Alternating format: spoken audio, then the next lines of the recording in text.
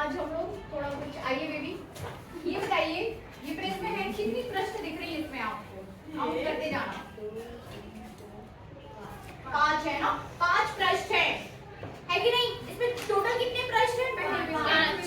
5 पृष्ठ हैं, ठीक है ना? तो आप ऐसे बोल सकते हो कि पृष्ठ 5। यदि छोटे बच्चे जिस तरीके से पढ़ाई करते हैं उस तरीके से यदि अपन बात करें तो पृष्ठ देख लेना होता है कि था 5, ठीक है? अब हमें इसमें ऐसा लग रहा है कि कुछ पृष्ठ आपके आयताकार हैं और कुछ कैसे हैं? त्रिभुजाकार, है ना? कुछ पृष्ठ कैसे हैं? आयताकार, और कुछ पृष्ठ कैसे हैं? त्रिभुजाकार। खुशबू बताइए कितने पृष्ठ आयताकार हैं और कितने जो हैं त्रिभुजाकार? काउंट करिए और बताइए कि कितने पृष्ठ आपके आयताकार और कितने त्रिभुजाकार? एक आयताकार है और 4 त्रिभुजाकार। नहीं, 3 आयताकार है।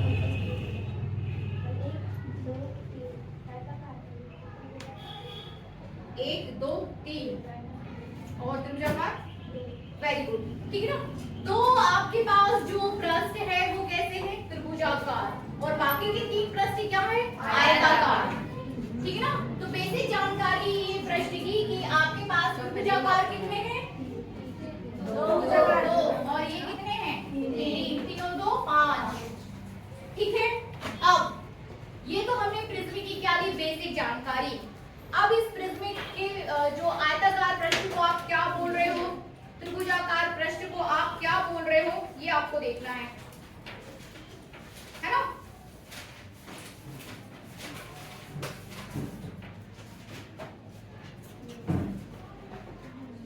ठीक है, यदि आप प्रिज्म को बनाएं तो प्रिज्म को बनाइए, ये इस तरीके से रहेगा लगभग, ये ऐसा त्रिभुजाकार पृष्ठ है ना, रहता है ना? ये ऐसे बनाए आप, इसको ऐसे बनाइए अपनी अपनी कॉपी में। ये ऊपर त्रिभुजाकार, नीचे त्रिभुजाकार, यहाँ यहाँ यहाँ, ये सारे कैसे हो जाएंगे? आयताकार। कॉपी में बनाइए। इसको यदि मैं इसको ऐसे मिला दूं तो यहाँ कहीं अपना त्रिभुज बन जाएगा, मतलब आयताकार पृष्ठ को ये ऐसे बन जाएगा ना, इधर एक इधर और एक इधर भी ये आयताकार, ये समांतर कर दो ये भुजाएं, और फिर इसको उससे मिला दो, ऊपर वाले को इससे मिला दो, तो आपका ये हो जाएगा। इनको समांतर करिए, ठीक है ना? ये ऐसे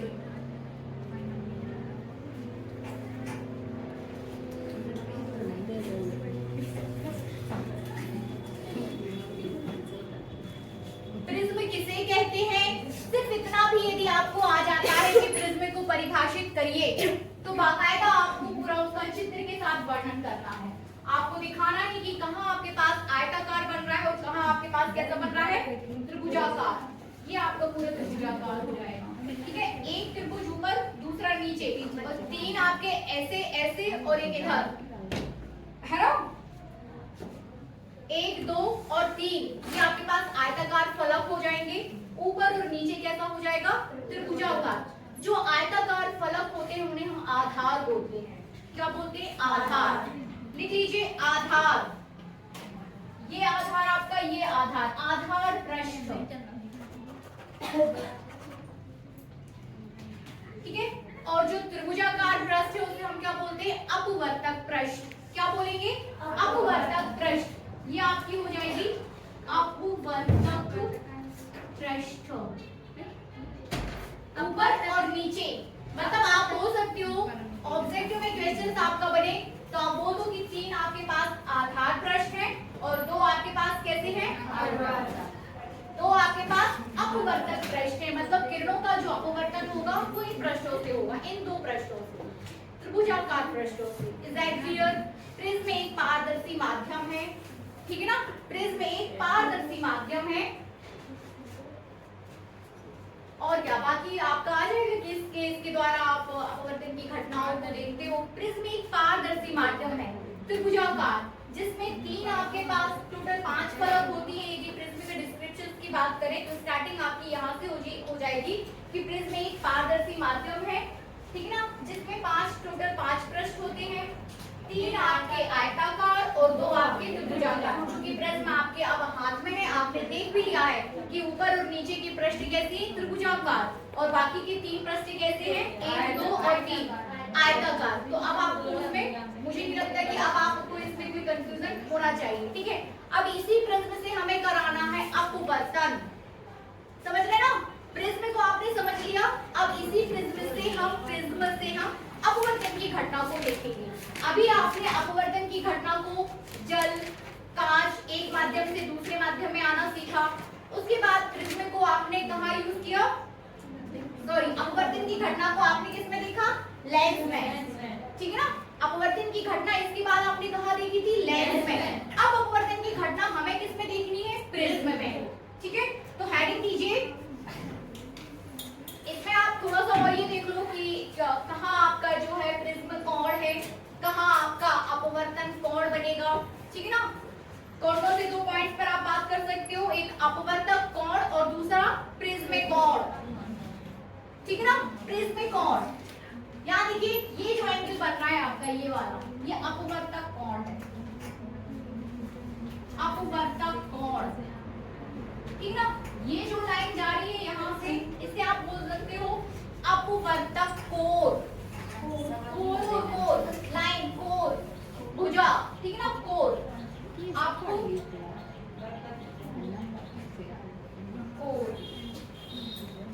ठीक है ना, अपवर्तक कोण। मैं बोल दो कोण नहीं होंगे अपवर्तक कोण, वो ऊपर, ठीक है। अपवर्तक कोण की बात करें, आप जिस एंगल पर आप लाइट को डालोगे, देखिए अपवर्तक कोण और अपवर्तन कोण थोड़ा सा एक दूसरे से थोड़ा सा अलग है। अपवर्तक कोण, ये भी आपका अपवर्तक कोण है, जिस पृष्ठ पर आपके अपवर्तन की घटना दिखाई देगी, ठीक है ना, जिस पृष्ठ से अपवर्तन होगा उसी पृष्ठ पर आपको अपवर्तक का अपवर्तक कोण मिलेगा। फिर देखिए आप बात करो कि अपवर्तन कोण क्या है, तो अपवर्तन कोण क्या हो जाएगा, अभिलंब और आपतित किरण के बीच बना कोण अपवर्तन, ठीक है ना। तो ये कोण आपका फिक्स है, अपवर्तक कोण, अपवर्तक, ठीक है ना। Is that clear.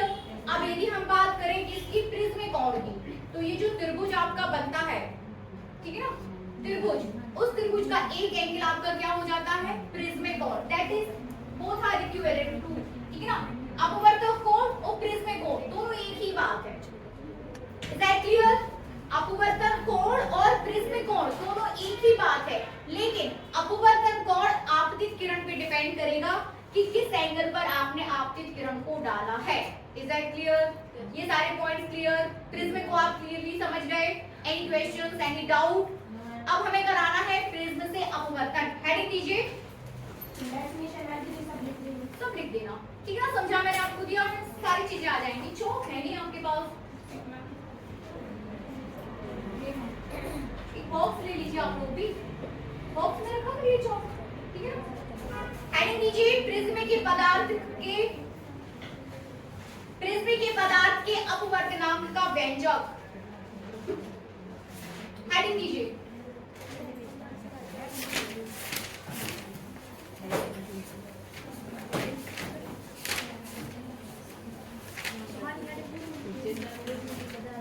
प्रिज्म के पदार्थ के अपवर्तनांक का व्यंजक, मतलब इस वाले पूरे टॉपिक में आप प्रिज्म से अपवर्तन को देखोगे, ठीक है ना।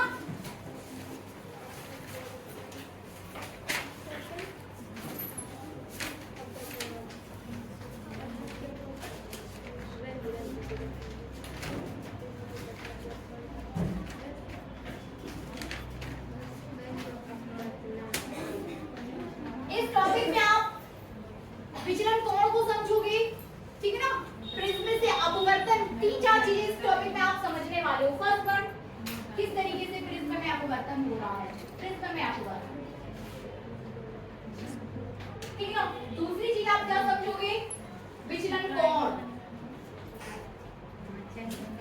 कि हाँ भाई विचलन कोण क्या है, ठीक है ना।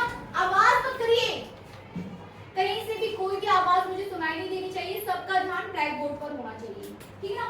तीसरी चीज आप इसमें समझने वाले हो कि आप निकालने वाले फाइनली प्रिज्म के पदार्थ का अपवर्तनांक म्यू, ये सारी कॉन्सेप्ट आपके क्लियर होना चाहिए। अपवर्तन क्या है ये आपको क्लियर होना चाहिए, ठीक है ना।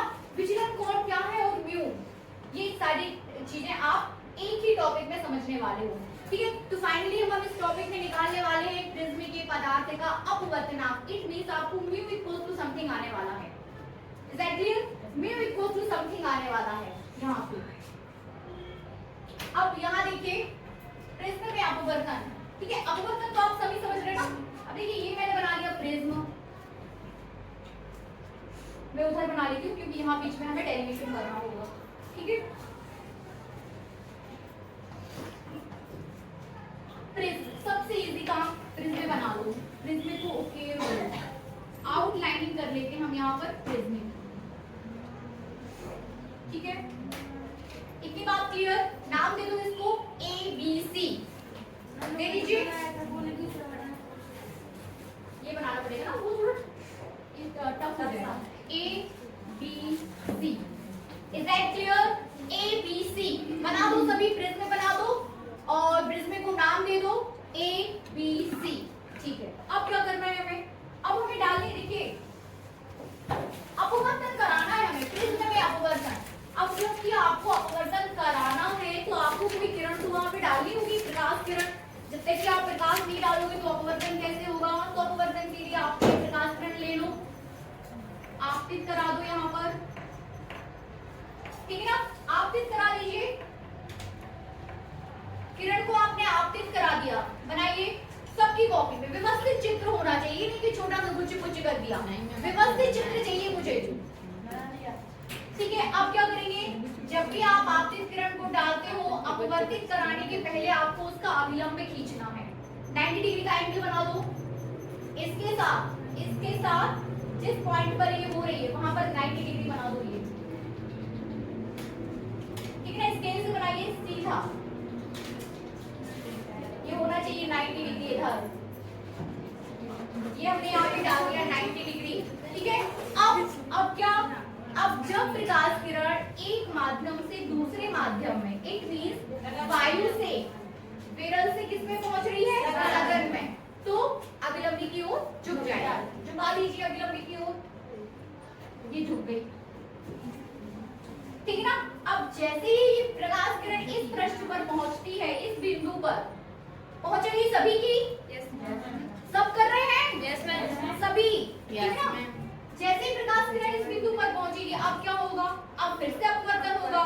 ठीक है ना, प्रकाश किरण फिर से कहां पहुंच रही है? सघन से विरल में, तो अब क्या होगा? अभिलंब से दूर हट जाएगी। अब चूंकि अभी आपने अब इस पॉइंट तक भी हमें अभिलंब खींचना होगा, किस दीजिए 90 डिग्री। इस भुजा के साथ 90 डिग्री इस बिंदु पर खींच दो। यहाँ कहीं मिलेगा, ये दोनों मिल जाएंगे। ठीक है ना, और इस किरण को क्या कर दो आप? अपवर्तित। कलर चेंज कर लें। ये आपतित किरण हो गई ब्लू कलर से, और अपवर्तित आप किससे कर दो? पिंक से। तो अब हमें क्या करना है? अभिलंब, ये अभिलंब है तो दूर हटाना है, तो दूर हटा दीजिए। ये हमने दूर हटा दी। Is that clear? क्लियर? चलिए किरणों को नाम दे दो ABC, PQRS। आपतित किरण आपके पास PQ हो जाएगी, और जो अपवर्तित किरण है इसको, है ना, यहाँ देखिए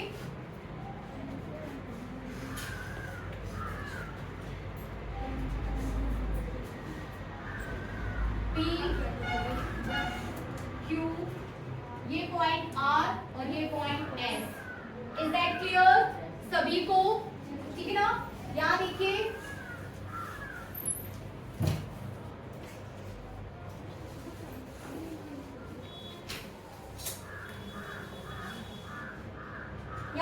PQ को आप क्या बोलोगे?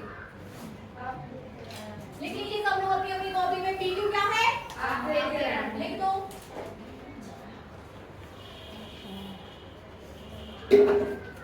आपतित किरण। और सिर्फ हम बात करें RS की, सिर्फ और सिर्फ अभी हम बात कर रहे हैं किसकी? RS की। तो RS आपके पास निर्गत किरण है। क्या है? निर्गत किरण। निर्गत इट मींस कि अब इसका कहीं जाके अपवर्तन नहीं होना है। निर्गत, बाहर निकल गई, प्रिज्म से बाहर निकल गई, निर्गत। ठीक है ना, प्रिज्म से क्या हो गई? किरण बाहर निकल गई। आप उसको अपवर्तित भी बोल सकते हो, बट इस पूरे पूरे ऑब्जेक्ट की बात करें तो फिर ये आपकी निर्गत किरण है। इस और इस माध्यम की यदि आप बात करते हैं सिर्फ इसकी और इसकी, मतलब कांच, आपकी किरण कहाँ से? वायु से कांच में, कांच से वायु में। अब कांच से वायु के लिए तो ये आपके पास क्या है? अपवर्तित किरण है। लेकिन पूरे ऑब्जेक्ट इसके संदर्भ में यदि बात बोल रहे हैं कि पीक्यू के संदर्भ में आरएस क्या है, ठीक है ना? पीक्यू के संदर्भ में बड़ा सुंदर शब्द निकल के आया है, संदर्भ, ठीक है ना? तो पीक्यू के संदर्भ में आरएस क्या हो जाएगी? निर्गत किरण। तो आरएस कर दो क्या? निर्गत किरण। Is that clear? सभी को क्लियर है इतना? अब यहाँ पर हम दे देते हैं एंगल। ध्यान से देखिए, आपतित किरण और अभिलंबी के बीच बना कोण, आपतित किरण और अभिलंबी के बीच बना कोण आपतन कोण होता है। दे दीजिए आपतन कोण आई, ठीक है, बनेगा। इसके बाद अपवर्तित किरण, ये है इसके लिए अपवर्तित किरण, ये जो वाइट पर एरो लगा है, और ये अभिलंब है, ठीक ना? तो ये वाला एंगल क्या हो जाएगा?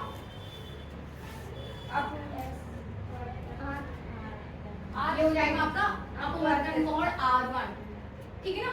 अपवर्तन कोण R1। Is that clear? इसके बाद यहाँ देखिए R1 क्यों? क्योंकि आप दो जगह यहाँ से अपवर्तन की घटनाएं को देख रहे हो। सिर्फ R दे दोगे तो थोड़ा सा आगे चल के कंफ्यूजन हो जाएगा, क्योंकि एक बार और आपको अपवर्तन दिखाना है, ठीक है? तो एक बार R1 ले लेंगे, दूसरी बार R2 ले लेंगे। चलिए, इधर इतना काम करने के बाद यदि हम इन किरणों को, ये जो आपके पास आपतित किरण है, देखिए विचलन कोण की यदि हम बात करें,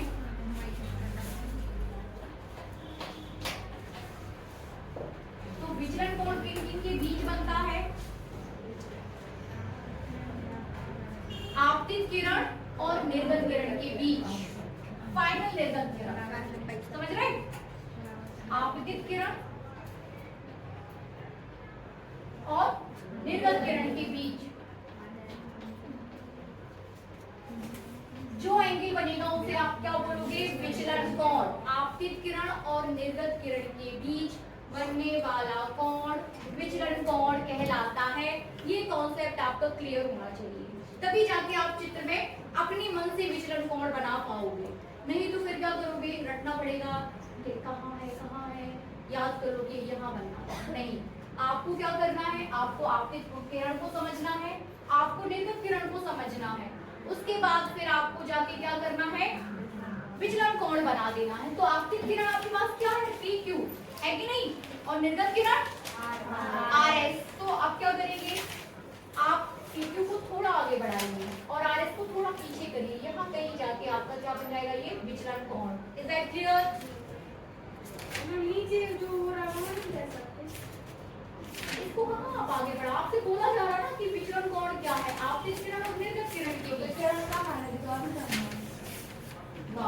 वेरी गुड, ठीक है ना? वो तो अभिलंब है ना? ठीक है, तो बना दीजिए विचलन कोण। ये देखो, इसको मैं आगे बढ़ा रही हूँ, ये ब्लू वाला और ये पिंक वाला पीछे। तो यहाँ पर जो एंगल बन रहा है ये क्या हो जाएगा आपका? विचलन कोण डेल बनेगा, ठीक है? अब क्या आपने आपतित दे दिया, आपतन कोण, ये आपका अपवर्तन कोण इस पृष्ठ के लिए, ठीक है ना? अब ये हो गया आपके पास विचलन कोण। अब देखिए निर्गत किरण, देखिए PRS और इसका अभिलंब क्या है? ये वाला एंगल क्या हो जाएगा? है ना? अपवर्तन कोण होगा एंड दैट इज E, ठीक है ना? इसको आप E से डिनोट करो। यहाँ पर हम अपवर्तन को E से बता रहे हैं, E, ठीक है? इसके बाद इस एंगल को, ये अपवर्तित किरण, ये इसके लिए किसका काम करेगा? आपतित का, दैट इज R2। एक R1 तो दूसरा R2, दे दीजिए R2। इतना चित्र आप सभी को क्या होना चाहिए? एकदम से क्लियर। सही बनाया है? बिल्कुल सही है, ठीक है ना? अब ठीक है, कोई डाउट हो तो हम यहाँ पे डिस्कस कर सकते हैं।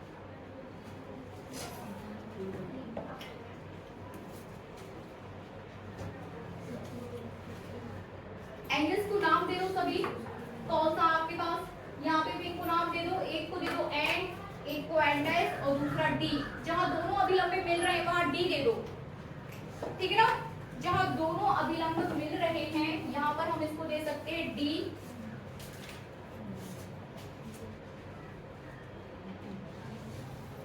ठीक है ना। सब एक जैसा दीजिए, एक जैसा, क्योंकि अपन एक जैसा पढ़ रहे हैं तो एक जैसा ही दीजिए, नहीं तो फिर कोई किसी वर्ड से डिनोट करे कोई दिक्कत कोई नहीं है, लेकिन फिर आप है ना गड़बड़ हो जाएगा। तो ये डी, यहाँ इसको दे देते हैं अपन एंड और इसको दे देते हैं एंड डैश, ठीक है। सभी एंगल्स के 1 बाय 1 चित्र कंप्लीट करने के बाद आपका दूसरा काम क्या है, आप ये सारे पॉइंट्स पी क्यू आपतित किरण, आर एस निर्गत किरण, फिर आप एंगल आई देख लो कि कितना है, एंगल आई लिख के दिखाइए मुझे आप, एंगल आई बताओ, एंगल R1 बताओ, सब निकाल के दिखाओ अपने मन से, R2 बताओ, इसके बाद फिर कौन सा एंगल हो जाएगा, एंगल ई लिख के बताइए, एंगल डेल लिख के बताइए, सारी चीजें आप लोग मुझे लिख के दिखाइए, सबकी कॉपी में होना चाहिए, चित्र आपके पास पूरा स्पष्ट है, ठीक है। लिख लीजिए सभी,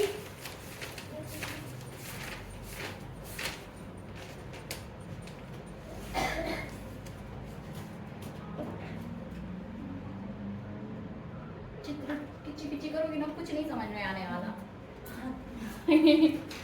चित्र को यदि आप कैसा कर दो, किच पिच, ठीक है, लेकिन आपको इसको ना थोड़ा ऐसे झुकाना था ना, तब तो सीधी निकाल दिया आपने, है ना। कॉन्सेप्ट को समझिए, किची कर दी, ये ऐसे आ रही कर्व शेप में आपके लिए, वो बहुत बढ़िया। किरण सीधी होना चाहिए, आज हो नहीं सुहानी, तो सुहानी ठीक बना चित्र, समझ में आ रहा, हम ये एंगल भी निकाल, वेरी गुड, लगा निकाल दो सारे एंगल। राम सखी बन रहे सभी से, आपको को होगा, अच्छा डेल वाली कुछ ना नहीं दिया, वही तो मैं इधर नाम देखो ना, ई देखो, ई कैपिटल, हाँ कैपिटल ये देखो, के दिया गया है वैसे बुक में, तो के के यू के देखो, के यू के आर,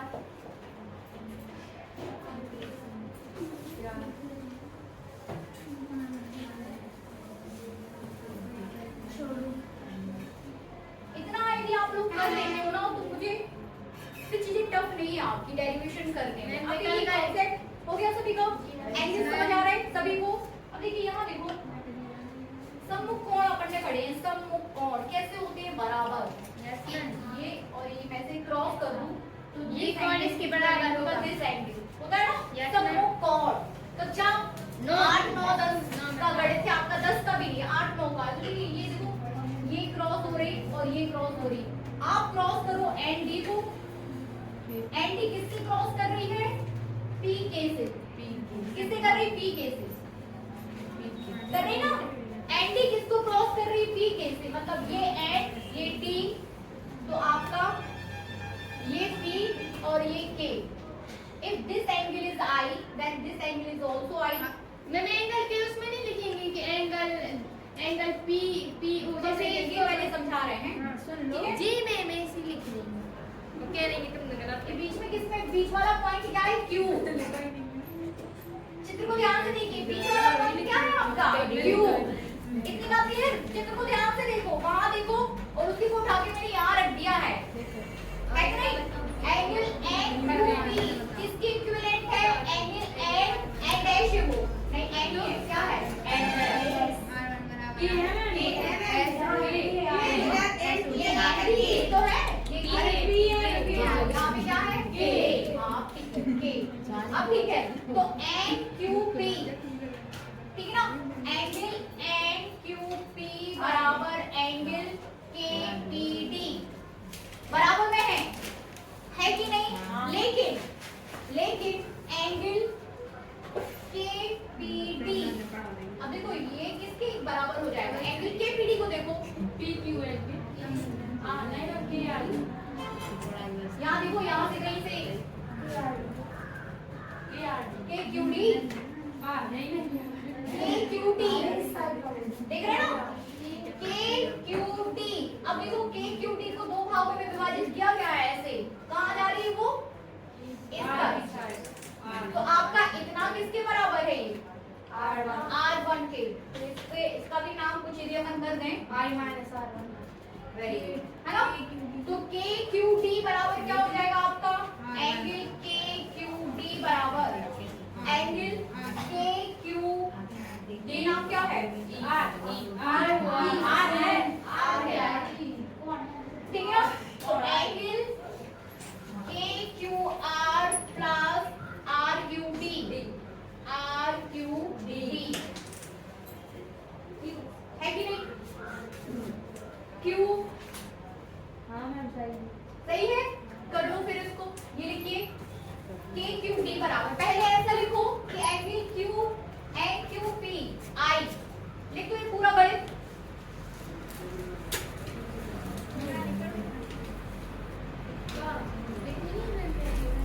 लिख दीजिए पूरा गणित। क्या हुआ,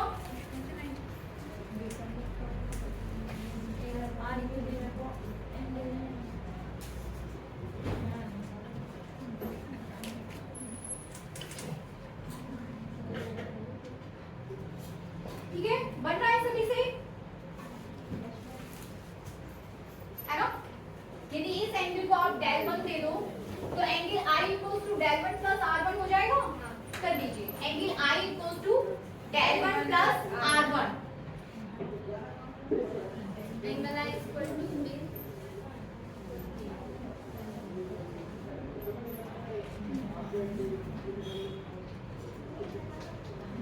del one plus R one बनेगा। एंगल आई इक्वल्स टू आ गया आपका del one plus R one, ठीक है। ये हमने डेल वन निकाल दिया, and del one equals to आप निकाल सकते हो, डेल वन इक्वल्स टू हो जाएगा आई माइनस आर वन बनेगा। सभी I minus R one, is that clear Suhani? Yes ma'am. चलिए अब मैं इसे साफ कर दूं। अब देखिए ये आपने यहाँ पे समूह कोण पकड़ लिए, यहाँ, ठीक ना। अब सेम चीज आपको यहाँ इस पॉइंट पर आके समूह कोण को पकड़ना है, पकड़ लो। This angle E equals to R2 plus इसको डेल टू दे दो। हाँ वेरी गुड, इसको आप दे दो डेल टू, ये आपका डेल वन, ये आपका डेल टू, ठीक ना। तो del two plus R2 equals to E, कर दीजिए समूह कोण del two plus R2 equals to E। अब वापस से ये उसका कॉपी तो नहीं करना मुझे यहाँ, क्योंकि अब समझ आ गया है आपको। सुनिए जी,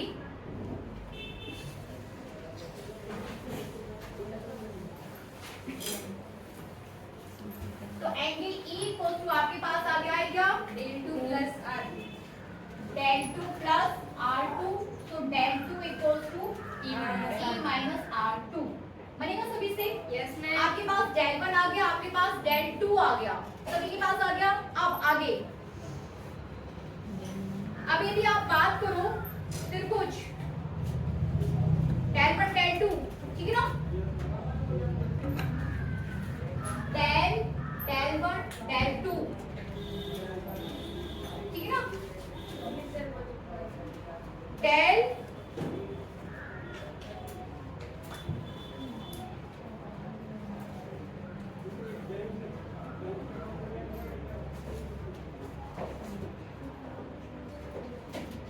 ये नहीं होगा कि आपके पास डेल, ये वाला एंगल डेल बाहर कोण, हाँ ये होगा बाहर कोण। ये आपके पास क्या है, ये आपके पास क्या है, आपकी किरण ये सीधी निकल गई, ये तो ये होगा ना डेल, ये वाला ए के एस में यहाँ पर देखो कुछ भी, ये वाला एंगल होगा डेल, ये बाहर कोण और ये आंतरिक कोण, ठीक है ना। संबंध देखिए, तो आपके पास डेल वन डेल टू त्रिभुज में ध्यान दीजिए के क्यू आर में, त्रिभुज के क्यू आर में करिए, लिखिए त्रिभुज के क्यू आर,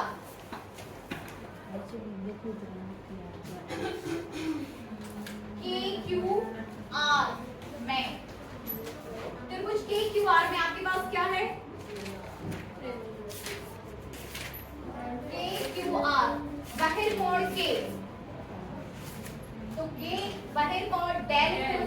जाएगा आपके पास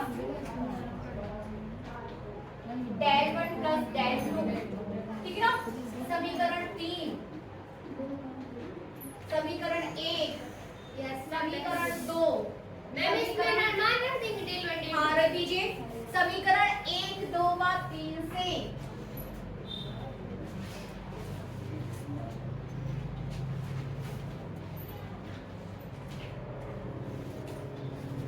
समीकरण 1, 2 व 3 से डेल को समीकरण 1 एस डेल 1 को दे दो, किसी को भी दे दो यार। मैम तो डेल इक्वल टू आ गया i minus r1 plus e minus r2। रख दो सबके मान और डेल बताओ कितना आया।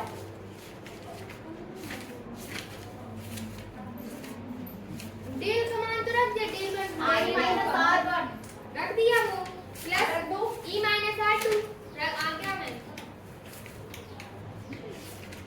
e minus r2, r2। ठीक है। इसे दे दो समीकरण आपका 4। इसको अपने पास रखिए। डेल इक्वल्स टू आपके पास आ गया क्या i minus i minus r1 plus e minus r2। अब बाकी का सॉल्व कर दूं। यहाँ से किसी को कोई confusion? Del del 1 r1 r2 e any confusion? क्योंकि एंगल्स को बराबर किया गया है। Any confusion? नो कंफ्यूजन, ठीक है। इसको अपने पास रखिए। ये साफ कर दूं। That we have del equals to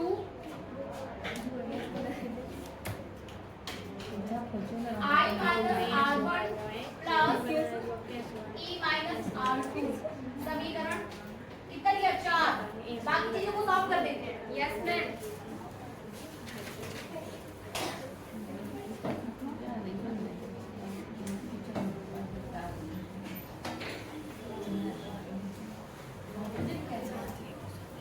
अब यहाँ देखो, यदि आप अपवर्तन को देखो तो प्रकाश किरण सबसे पहले वायु से कांच में और फिर कांच से वायु में जा रही है, ठीक है ना। वायु से कांच में, air to water, water to air. वायु से कांच में और फिर कांच से वायु, ठीक है ना। यहाँ अपवर्तन आप बोलोगे a mu g, ठीक है ना। और यहाँ क्या बोलोगे? g mu a, that is equivalent to the 1/8 mu g। फिर ये बताइए कितना आएगा? sin divided by sin, यहाँ पर भी sin divided by sin। फटाफट बता दो, निकाल के बताइए। मैम एक मिनट आप थोड़ा ये मान लो। ये मतलब है air two plus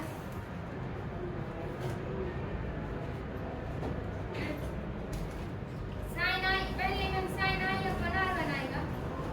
sin i लेकिन दिखाओ मुझे, सारे कॉन्सेप्ट आपके एकदम क्लियर होना चाहिए। कितना आएगा विभाग? a mu g sin i upon sin आएगा।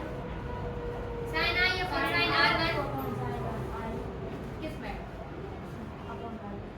अपॉन वाले। पहले इसमें बताओ, वायु से कांच a mu g sin i r sin i का sin r1। वही तो मैं बोल रही थी हम भी। हाँ, और इसमें क्या बताया कुछ स्वामी? एक मिनट।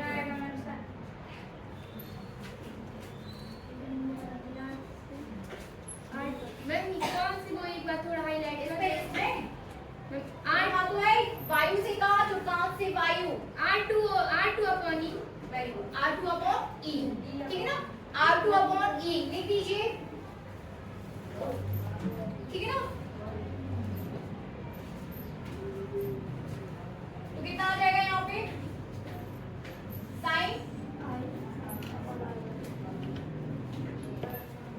R2 r1 और ये हो जाएगा आपका sin r2 upon e sin e।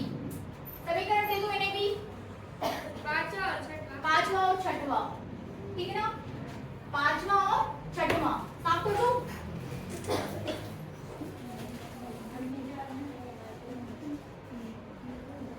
पांचवा और छठवा, जिन जिन चीजों को आप कॉन्सेप्ट के थ्रू निकालते जा रहे हो उनको हम साइड में ले लेते हैं।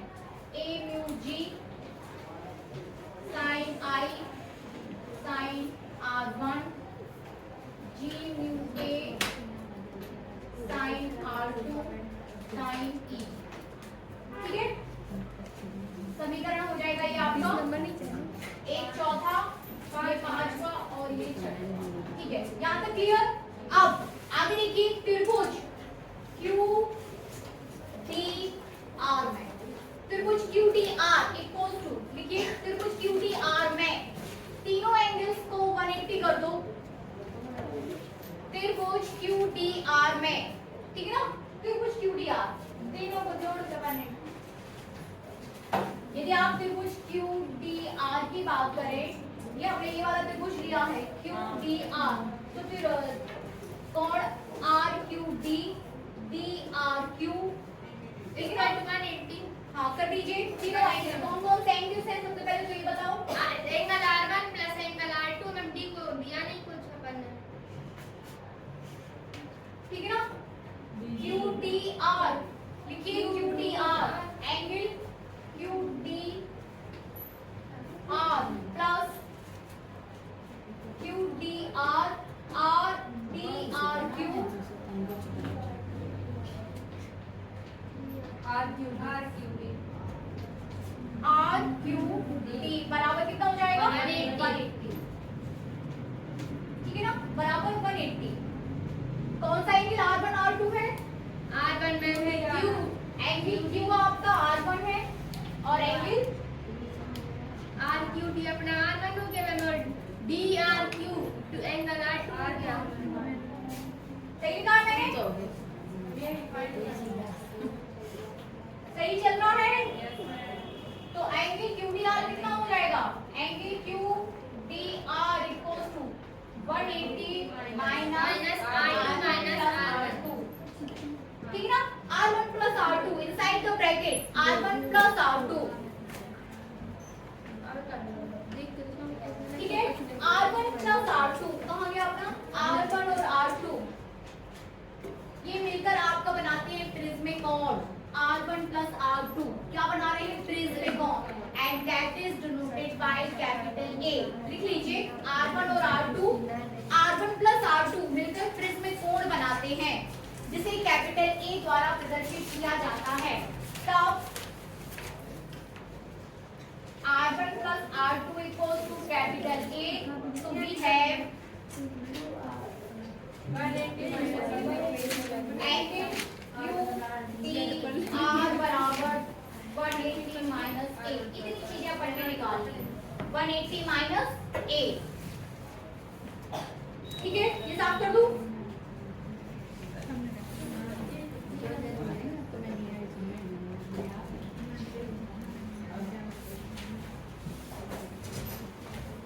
ये साफ कर दूं मैं तो?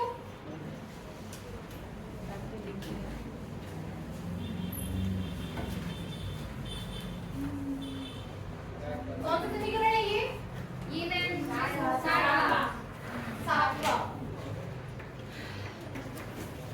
सातवां। अब सातवें को और चौथे को ध्यान से देखिए। सातवें और चौथे को ध्यान से देखो और बताओ कि हम क्या कर सकते हैं इसमें। माइनस साइन कॉमन लेके R1 प्लस R2 इधर ये आया ना आपके पास R1 प्लस R2 था ना, QDR था ना? मैम R1 और R2 दोनों तो बराबर नहीं हो जाएंगे। हाँ, R1 प्लस R2 की जगह आपने कैपिटल A लिखा है। ठीक है ना, तो R1 प्लस R2 की जगह आपने कितना लिखा है? Capital A। मैम हाँ I प्लस E माइनस इसको R1 प्लस R2 जिसको मैं लिख सकती हूँ। हाँ, इधर बना दो A, बना दीजिए। डेल इस वाले समीकरण में A बना दो। Ma'am del is equal to I plus E minus bracket में R1 प्लस R2। हाँ, लिख दीजिए सभी बच्चे। कौन से को देख रहे हो आप? चौथे को ध्यान से देखिए। वहाँ R1 प्लस R2 को बनाइए और A को फिट करिए। I plus E minus A। I plus E minus A del equals to आपके पास आ जाना चाहिए। यहाँ देखो ध्यान से इस वाले समीकरण को, डेल इक्वल्स टू आपके पास है क्या?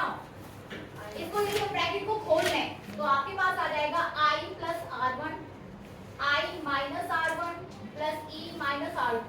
ठीक है, I plus E minus R1 plus R2। ठीक है ना, तो I plus E minus A A. ठीक है, समीकरण दे दो इसे भी। 8वां I plus A, it means del equals to आपके पास क्या आ गया है? Del is equal to I plus E minus A। अब आपको क्या करना है, अब पूरे समीकरण को ध्यान से देखो, कहीं कोई कंफ्यूजन आई ए, थोड़ा सा रिवाइज करो फिर हम आगे बढ़ते हैं। ध्यान से देख लीजिए सभी बच्चे, क्या समझ में आ रहा है आपको आई प्लस ए ऐसा करने से?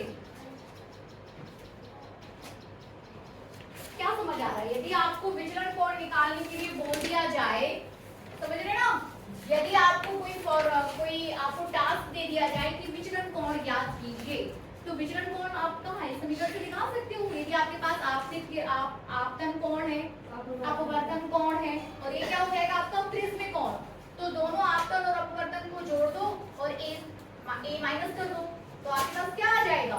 विचलन कोण। ठीक है ना, लिख सकते हो आप, थोड़ा सा लिखिए, नोट करिए, 2-3 लाइन इसमें नोट करिए। उपरोक्त समीकरण से स्पष्ट है कि, ठीक ना, दिस समीकरण del equals to I plus E minus A, उपरोक्त समीकरण से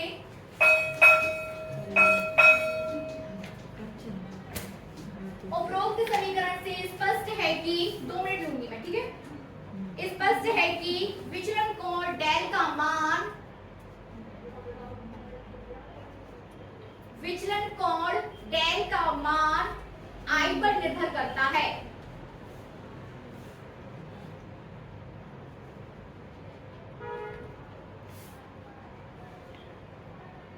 ठीक है, प्रयोगों द्वारा पाया गया है कि, लिखिए, प्रयोगों द्वारा पाया गया है कि, क्यों नहीं लिख रहे हो?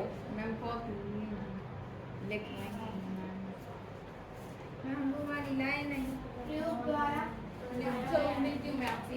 प्रयोगों द्वारा पाया गया है कि आपतन कोण I तथा निर्गत कोण E का योग,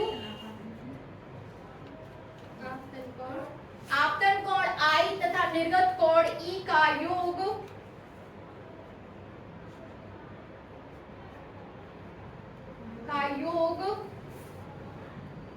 विचलन कोण डेल तथा प्रिज्म के अपवर्तक कोण A के, प्रिज्म के अपवर्तक कोण A के योग के बराबर होता है, योग के बराबर होता है। ठीक है ना, यदि मैं इसका पक्षांतर कर दूं, del equals to I plus E minus A, मैं इसका पक्षांतर कर दूं तो del plus A equals to क्या हो जाएगा? I plus E. आप बोल सकते हो आपतन कोण और आपतन कोण और निर्गत कोण का योग विचलन कोण और प्रिज्म कोण के योग के बराबर होता है, वही लिखा है आपने। ठीक ना, आगे लिखिए एक लाइन और, जैसे जैसे आई का मान, जैसे जैसे आई का मान बढ़ता जाता है,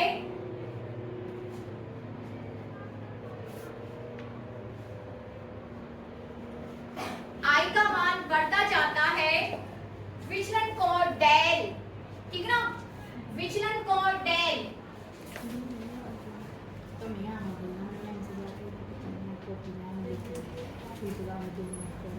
विचलन कोण डेल पहले घटता है, क्या होता है? पहले घटता है, विचलन कोण डेल पहले घटता है तथा एक विशेष आपतन कोण पर, तथा एक विशेष आपतन कोण पर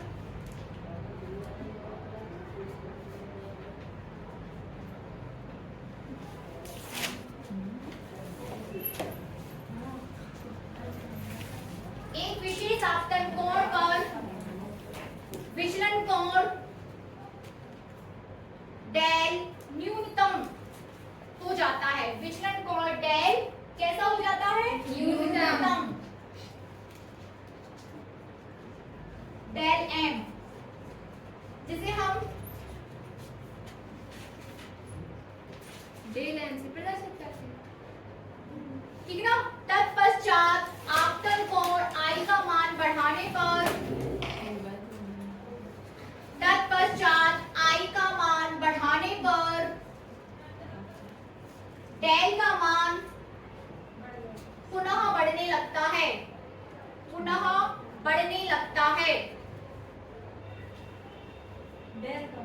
हाँ, डेल का मान, विचलन कोण डेल का मान पुनः बढ़ने लगता है। विचलन कोण के न्यूनतम मान को, विचलन कोण के न्यूनतम मान को न्यूनतम विचलन कोण कहते हैं। अभी यहीं तक अपन इसको रखते हैं, इस पर डिस्कशन अभी बाकी है हमारा, ठीक है ना। ये जो 4 से 5 लाइन आपने लिखी है विचलन कोण कहते हैं, न्यूनतम विचलन कोण। जो 4 से 5 लाइन आपने लास्ट में लिखी है ना, आई का मान बढ़